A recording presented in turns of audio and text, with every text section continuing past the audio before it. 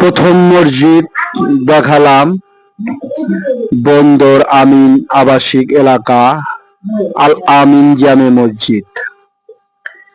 দ্বিতীয় দেখালাম টানবাজার বাইতুর নূর মসজিদ। তৃতীয় নাম্বার ডিআইটি জামে মসজিদ। আপনাদের আরো অনেক সুন্দর সুন্দর মসজিদ দেখাবো ঘুরে ঘুরে।